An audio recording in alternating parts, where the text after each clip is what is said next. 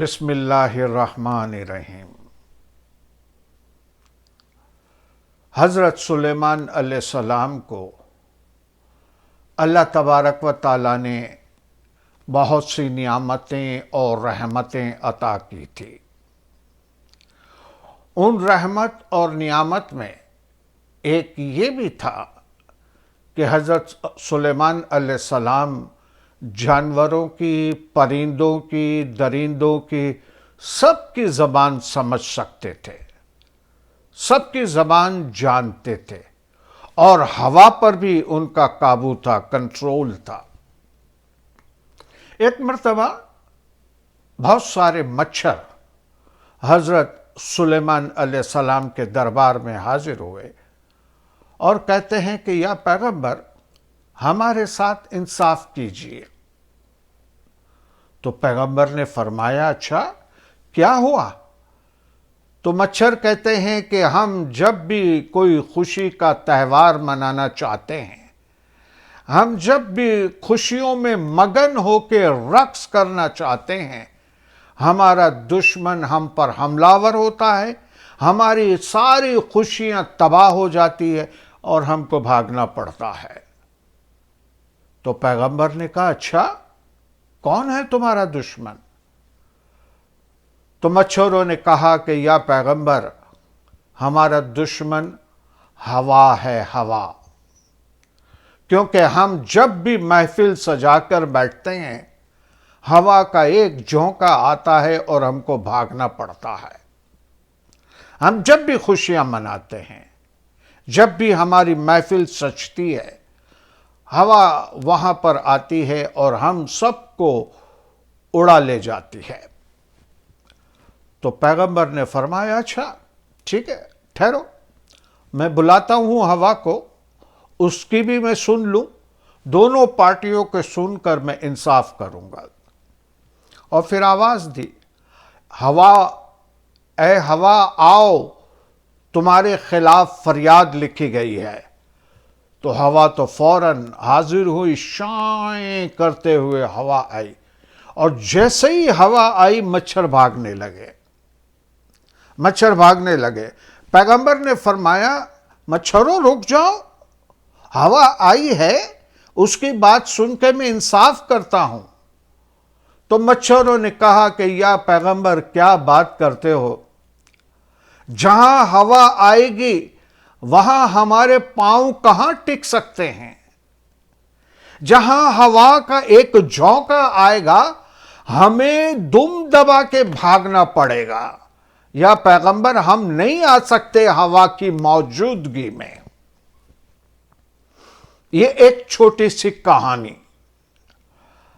اب اس کہانی کا مفہوم یا اس کہانی کا مقصد کیا ہے، یہ ہم سب اپنی اپنی عقل اور اپنی اپنی سمجھ کے مطابق لے سکتے ہیں اور سمجھ سکتے ہیں کہ اس کہانی میں کیا سمجھانے کی کوشش کی گئی ہے۔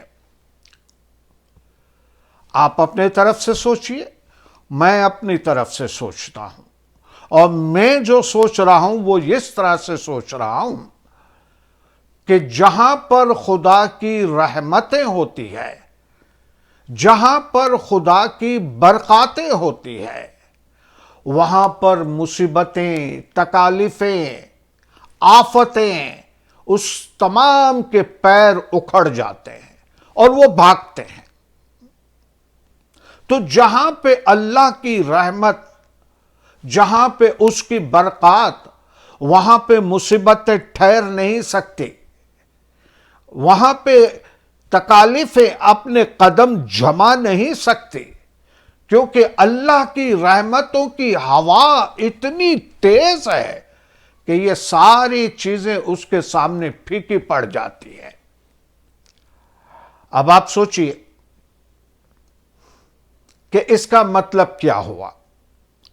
اس کا مطلب یہ تو نہیں ہوا کہ اللہ کی رحمتیں ہیں تو مصیبتیں نہیں ہیں، تکلیفیں نہیں ہیں، بیماری نہیں ہے، یہ مطلب نہیں ہے، بلکہ یہ مطلب ہے کہ جہاں پہ خدا کی رحمت ہوتی ہے وہاں پہ تم کو مزید طاقت ملتی ہے، اسٹیمینا ملتا ہے، انرجی ملتی ہے۔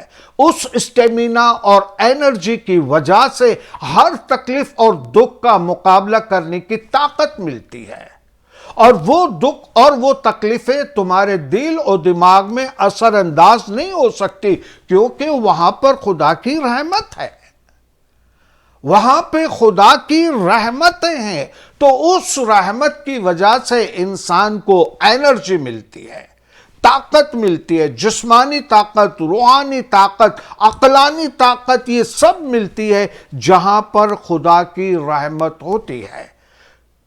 تو جہاں خدا کی رحمت ہے وہاں پہ بیماریاں ہم کو نقصان نہیں پہنچا سکتی، بیماری ہمیں کمزور نہیں کر سکتی، بیماری ہم کو اندر سے کھا نہیں سکتی، کیونکہ خدا کی رحمت ہمارے ساتھ ہے۔ یعنی ہم کو برداشت کرنے کی ہمت ملتی ہے، برداشت کرنے کی توفیق ملتی ہے۔ اور دوسری بات یہ ہے کہ خدا کی رحمت کے بغیر انسان کچھ بھی نہیں کر سکتا، کچھ بھی نہیں۔ آج کے زمانے میں دیکھ لیجئے، اگر ایک ڈاکٹر اتنا پڑھا لکھا، اتنے سارے آپریشن کیے ہیں، وہ پھر بھی آپریشن کرنے کے بعد آ کر کہتا ہے کہ آپریشن تو کامیاب ہوا ہے لیکن شفا دینا اب خدا کے ہاتھ میں ہے، صحت دینا، شفا دینا یہ خدا کے ہاتھ میں ہے۔ اس طرح سے بہت ساری باتیں ہم لے سکتے ہیں۔